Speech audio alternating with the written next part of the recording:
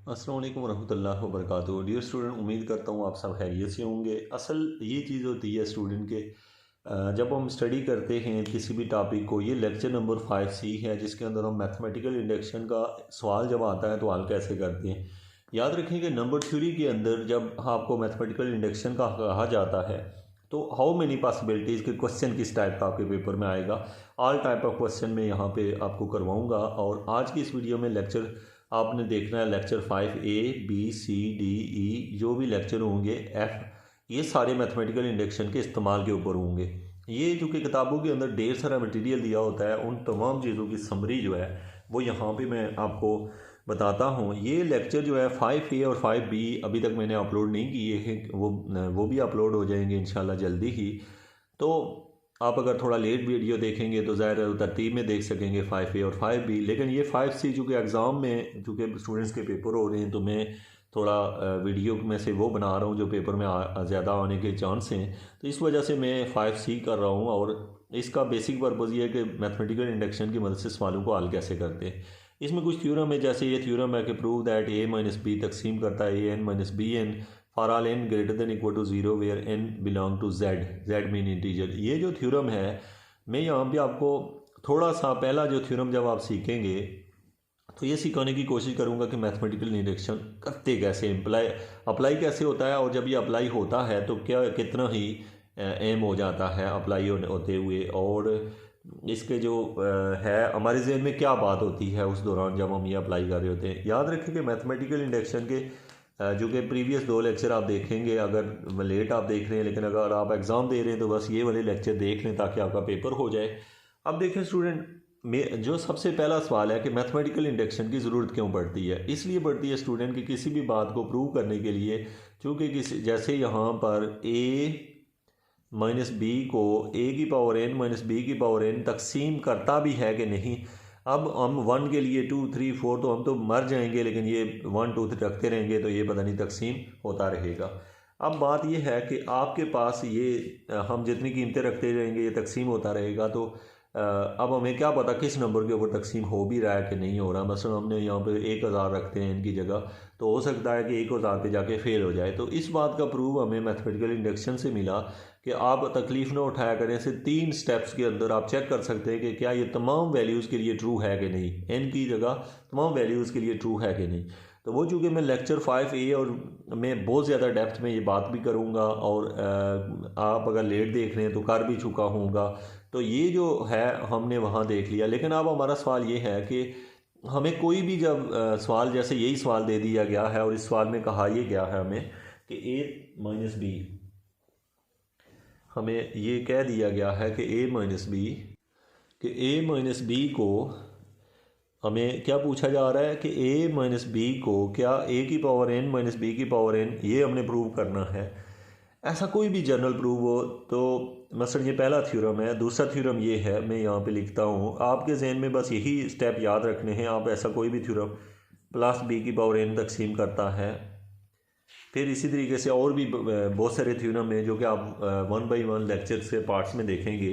लेकिन इस तरह का कोई भी हो तो आप कैसे उसको प्रूव करेंगे। या मैथमेटिकल इंडक्शन जब भी करते हैं तो हम सोच क्या रहे होते हैं। याद रखो मैथमेटिकल इंडक्शन के 3 स्टेप्स होते हैं। पहले स्टेप में को हम स्टेप 1 कहते हैं। इसके अंदर हम लोग क्या करते हैं, जब भी स्टेप 1 करते हैं तो जो n दिया होता है उसकी जगह 0 या 1 रखते हैं। याद रखें 0 कब रखते हैं, अगर हमारे पास वो जो z हमने लिया हो वो 0 से शुरू किया हो, जैसे सवाल में दिया हुआ है यहाँ पे कि n greater than equal to 0 है, तो फिर हम 0 से स्टार्ट लेंगे। अगर यहाँ ग्रेटर देन इक्वल टू 1 है तो फिर हम 1 से स्टार्ट लेते हैं। तो आपको ये समझ आए, या कोई स्टूडेंट अगर 0 और 1 दोनों के लिए भी कर दे तो कोई मसला नहीं है। तो अब पहला बात तो ये हुई कि आप स्टेप 1 0 या 1 के लिए करते हैं चेक। क्या करते हैं चेक, क्या जो बात है वो सही भी है कि नहीं, जो भी सवाल दिया हो। स्टेप नंबर 2 में आपका काम क्या होता है, दूसरे स्टेप के अंदर स्टेप नंबर 2, उसमें आप इसको खुद से सपोज करते हैं। हमेशा सपोज करते हैं कि it is true, suppose it is true, suppose it is true for n equal to k, यानी कि उसको सपोज कर लेते हैं कि जो लाइन दी हुई होती है, जो भी लाइन हो, चाहे ये हो या कोई और हो, जहाँ पे n की जगह k रख दें तो वो हम मान लेते हैं कि वो ट्रू है, इसको हम प्रूव नहीं करते। बस ये एक लाइन लिखनी होती है, suppose it is true for n equal to K, ये लाइन हमेशा लिखनी होती है। तो स्टेप 1 और 2 बहुत आसान होते हैं, मतलब ये एकदम से हल हो जाते हैं। तो फिर मैथमेटिकल इंडक्शन में मसला कहाँ होता है, देखें स्टेप 3 वो भी। अब देखो आपका सवाल है अगर 10 नंबर का, 10 में से यहाँ तक करोगे 6 तो आपके हो गए, अगला पार्ट भी जो है ना जो ही लिखोगे तो आपके 7 तो वहाँ, तो बीच में बचा क्या है मैथमेटिकल इंडक्शन में, कोई भी सवाल हो। यहाँ पे आगे बहुत सारे सवाल हम देखेंगे। ये देखें स्टेप नंबर 3, स्टेप नंबर 3 में आप उसको ट्रू शो करते हैं n is equal to K plus 1 के लिए, बाई मैथमेटिकली उसको हल करके दिखाते हैं कि ये अगर n की जगह के प्लस 1 रखें तो ये ट्रू हो गया। अच्छा, ये जब स्टेप कर रहे होते हैं हम तीसरा स्टेप, तो हमारे दिमाग में ये बात होती है कि पिछला जो स्टेप होता है वो इसके आंसर में कहीं दिखाई दे रहा होता है। इस बात की समझ अभी क्वेश्चन देखोगे तो आपको समझ आएगी कि मैं क्या कह रहा हूँ, ठीक है। तो ये हमारे पास हो गया जो टोटल आपका था कि हमको पूछता है मैथमेटिकल इंडक्शन से सवाल कैसे हल करते हैं, क्यों करते हैं। तो हम कहते हैं कि चूँकि सारे नंबरों के लिए नहीं चेक कर सकते, तो इस वजह से हम इन 3 स्टेप्स को चेक करते हैं। और ये एक थ्योरम से प्रूव है कि अगर 3 कर दो तो इसका मतलब है सारे हो गए, तो इसलिए इसको मैथमेटिकल इंडक्शन कहा जाता है। फिर लफ्स इंडक्शन से भी यही होता है कि हमने वहाँ से इंडक्ट किया है कि हम सब नहीं कर सकते, तो इन 3 स्टेप से हम उस बात को वेरीफाई कर सकते हैं। अब अगला सवाल है वो 3 स्टेप क्या है, n को 0 या 1 के लिए चेक करते हैं। 0 के लिए कब करते हैं, अगर वो 0 से कहता है, अगर 1 से कब करते हैं, जब वो 1 से स्टार्ट करे, या n की जगह जो भी स्टार्टिंग वैल्यू होती है वो वहाँ से रखते हैं, चेक करते हैं वो ट्रू है कि नहीं। नंबर 2, सपोज करते हैं हमेशा it is true for n equal to K, और फिर खुद शो करते हैं n is equal to K plus 1 के लिए। अब देखिएगा स्टूडेंट, जो आपका सवाल है कि जो यहाँ पे क्वेश्चन दिया हुआ है ऊपर, इसके ऊपर स्टेप अप्लाई करके चेक करते हैं। देखें पहले स्टेप में मुझे इसको, अगर ये थ्योरम है तो मैं प्रूफ लिखता हूँ कि मेरा प्रूफ शुरू हो गया है। ये हो गया आपका प्रूफ। प्रूफ में आपने क्या कहा, प्रूफ में आप कहते हैं कि we prove it by mathematical induction. क्या लिखना आपने, ये लाइन लिख लें कि we prove it by mathematical induction. ये बात आप हमेशा लिखा करें, ठीक है, हमेशा। और सवाल में चाहे कोई भी सवाल हो ना जो इस टाइप का हो, इस टाइप मीन के जो मैथमेटिकल इंडक्शन से होगा आगे जो है, ये लाइन आप लिख लेंगे। तो लिखने के बाद फिर आपने लिखा, पहला स्टेप होता है फॉर n इक्वल टू 0, ऐसे लिखा। ऑल स्टेप में ये लिखा करें ऐसे। 0 अगर 1 कब होता आपको पता है 1 कब होता। अब इसको चेक करो, a माइनस बी, क्या a की पावर 0 माइनस b की पावर 0, तो ये क्या आएगा बच्चों, ये बन जाएगा a माइनस बी तकसीम कर रहा है 0 को। तो आपको तो पता ही है कि 0 को तो हर नंबर तकसीम करता है। तो ये हो गया इट इज़ ट्रू। क्या लिखा आपने, it is true, it is true for n equal to 0। ये आपका हो गया स्टेप ख़त्म। क्या हो गया, n इक्वल टू 0। ये लाइन आपने हमेशा लिखनी है, यही लाइनें होंगी हर एक सवाल के अंदर, it is true for n equal to 0। ये जो कीमत होती है पुट करना है वो हमेशा ट्रू होगा। ये अगर ट्रू नहीं है तो दैट्स मीन इट्स ओके, हम छोड़ देते हैं, हम कहते हैं प्रूव नहीं होता। लेकिन वो सवाल आपको जो देता है छोटी क्लासों में वो यही होता है कि ट्रू होता है, इसीलिए दे रहा होता है। लेकिन अगर आप हायर स्टडी कर रहे हैं तो वहाँ पे आप कोई रिसर्च प्रॉब्लम में कर रहे हैं कुछ है, तो हो सकता है, या समटाइम आपके बहुत अच्छे टीचर हैं तो वो आपसे पूछ सकते हैं कि बच्चा जज करना भी जानता है कि नहीं। ओके, ये हो गया बेटा हमारे पास है कि ये हो गया it is true for n equal to 0 के लिए। अब ये स्टेप तो हमेशा इजी होता है। अब देखें अगले स्टेप में आपने क्या करना है। स्टेप नंबर 2 में, स्टेप नंबर 2 में आपने ये कर लिया कि ये जो स्टेप है ऊपर वाला तो आपको समझ आ गया, मैं ऊपर लिखता हूँ क्योंकि इन स्टेपों की ज़रूरत पड़ेगी तो आपको नज़र नहीं आएंगे। तो अब देखें बच्चों, अब आपने जो आपका प्रूफ है उसका दूसरा स्टेप देखें, स्टेप नंबर 2। स्टेप नंबर 2 जो है, इसमें हम क्या करते हैं कि हम करते हैं suppose it is true for n equal to K. इसका मतलब क्या होता है, इसका मतलब ये होता है कि जो हमें सवाल दिया होता है वहाँ k रख देते हैं और उसको इक्वेशन नंबर 1 हमेशा कहते हैं, चाहे कोई भी सवाल ही क्यों ना हो। ये हो गया, इस बात को हम खुद मान लेते हैं। अच्छा, मान लिया। अब हमने स्टेप नंबर 3 करना आ जाता है, वो होता है स्टेप नंबर 3। और ये लाइन तो हमेशा हर सवाल में लिखनी होती है, तो हम लिखते हैं वी, क्या करने लगे हैं हम, we have to prove,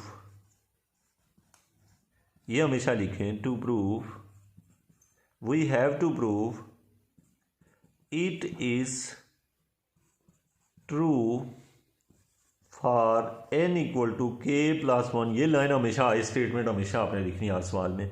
we have to prove it is true for n equal to k+1। अब ये जब लिखोगे तो आगे कॉमा डाल के आई डॉट डाल के ई लिखो, इसको पढ़ते हैं दैट इज़। क्या पढ़ते हैं? That is. यह आपने लिख लिया और फिर आगे जाके जहाँ जहाँ बेटा आपका वो सवाल के अंदर k है, सवाल में a - b डिवाइड करता है a + b, प्लस नहीं है बीच में माइनस है, तो यहाँ पे बीच में माइनस, और जहाँ जहाँ k था वहाँ अब हमने k+1 रख लेना है। अब आपको ये बात हमने किसी तरीके से प्रूव करनी है। आप जैसे मर्जी है मैथमेटिकली इस बात को हल करना है और शो करना है कि ये बात सही है। क्या a - b को a की पावर k+1 और k-1 तकसीम करता है, इसको ये इसको तकसीम कर रहा है।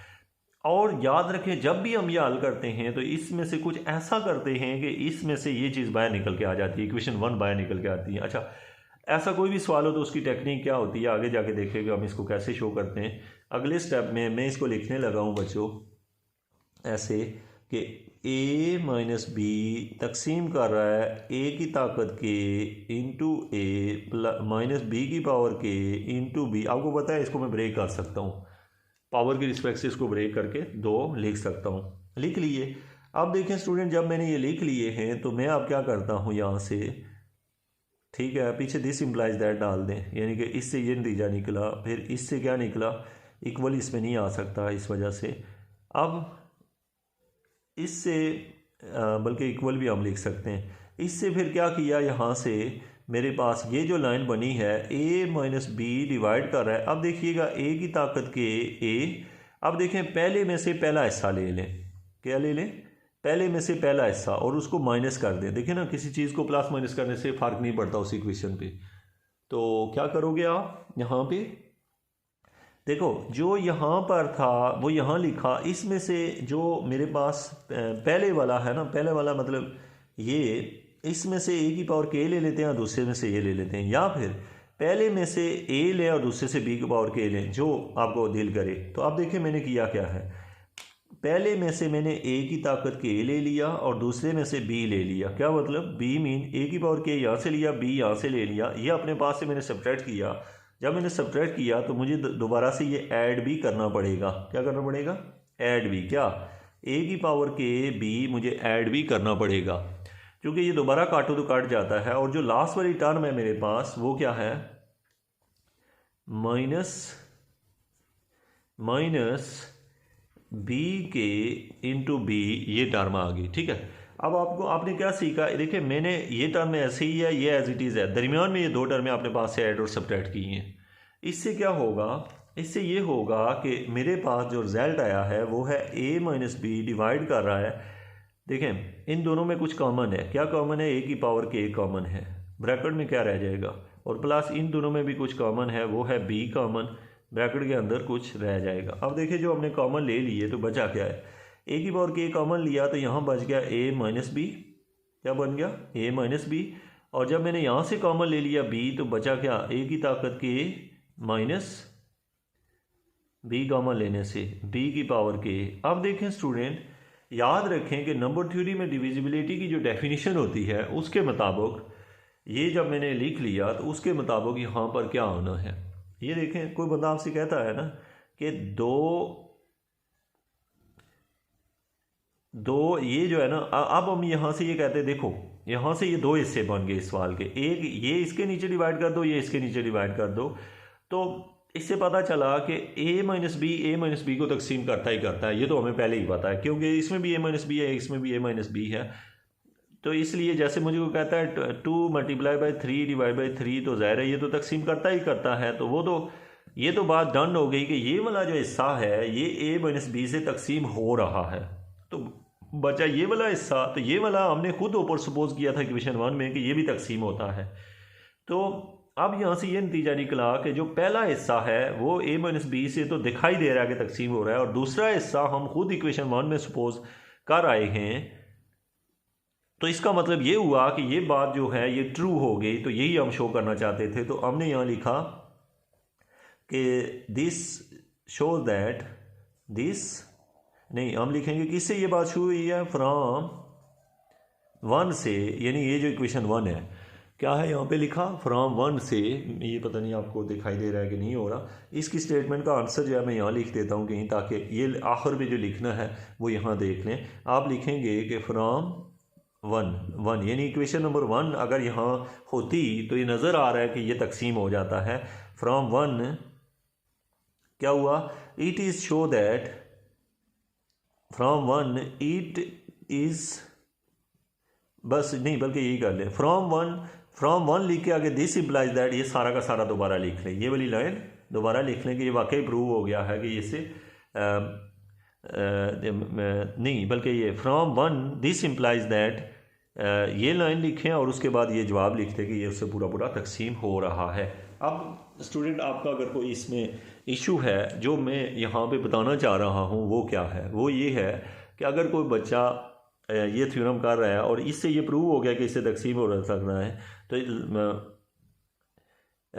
यहाँ पे लास्ट पे जो लाइन है मैं फिर लिख दूँ ताकि बच्चों को, आपने लिखा फ्रॉम 1 क्या हुआ, फ्रॉम 1 दिस इम्प्लाइज दैट कि a माइनस बी, इस सारे ये सारी लाइन दे के लिख दें, इसको तकसीम कर रहा है तो लास्ट पे लिख दें हिंस, आपको ये दिखाई दे रहा है हिंस, इससे क्या बात प्रूव हुई है, आपने लिख देना है हिंस a माइनस बी को a की ताकत n माइनस बी की ताकत n प्रूव हो गया है। ये बात शो हो गई है, जो कि मैथमेटिकल इंडक्शन शो हो गया तो इसका मतलब है कि ये चीज़ भी शो हो गई है, ये लाइन। तो जो यहाँ पे मेरा थीम था वो ये कि मैथमेटिकल इंडक्शन आपको सिखाना, और इस तरह का जो अब नेक्स्ट जो क्वेश्चन है बेटा जिसमें यहाँ प्लस है, तो आप वो वाला कैसे हल करोगे, जब प्लस वाला हल करोगे तो डेफिनेटली पहली लाइन यही रहेगी, दूसरी भी यही रहेगी, बस सिर्फ फ़र्क यहाँ प्लस होगा। आगे ऐड सब्ट्रैक्ट भी ऐसे ही करोगे, कॉमन भी ऐसे ही लोगे, टू द पॉइंट ऐसे ही होगा, तो कोई फ़र्क नहीं पड़ेगा। तो इसका जो नेक्स्ट पार्ट होगा इंशाल्लाह हम इससे आगे वाले जो लेक्चर में देखेंगे। Thank you so much.